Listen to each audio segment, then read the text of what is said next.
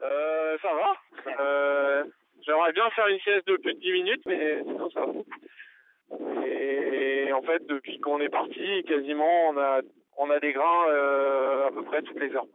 Et on est en approche de la dorsale. Et on a en moyenne 6-7 nœuds de vent. Dans les grains, ça monte à 15 et juste après les grains, c'est 0. Il faut avoir une voile assez polyvalente et pouvoir essayer d'avancer au mieux possible entre chaque nuage. Même si on n'avait pas beaucoup de temps, j'avais essayé de bien analyser la météo quand on est passé au Cap Finistère au niveau du DST. Et du coup, j'avais vu que ça avait changé. Un décalage dans l'ouest était assez bénéfique en fait sur les 24 dernières heures. Ça m'a permis d'attaquer un petit peu, de me placer un peu plus ouest et du coup de revenir sur les bateaux de devant parce que là depuis une demi-heure j'ai Armel à la IS juste devant. Ça récompense tous les efforts. C'est vraiment des conditions qui sont hyper dures.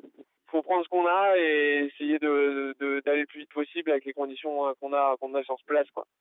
J'essaie de faire attention quand même. Et c'est plutôt des petites siestes. Après, non, j'essaie Je sais aussi qu'on va avoir des conditions plus calmes à partir de demain. Donc, c'est juste les prochaines heures vont être les plus pénibles là. Et puis après, ce sera plus simple. Mais non, ça va quand même. Et puis demain, on devrait passer au niveau de Madère.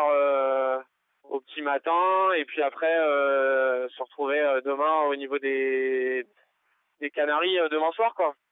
J'ai l'impression de partir sur une transat plutôt que sur un Vendée Globe, mais je pense que dès qu'on va avoir des conditions qui nous permettront de se reposer, d'avoir un rythme à bord, etc. Là, on va pouvoir se projeter un peu plus sur la durée.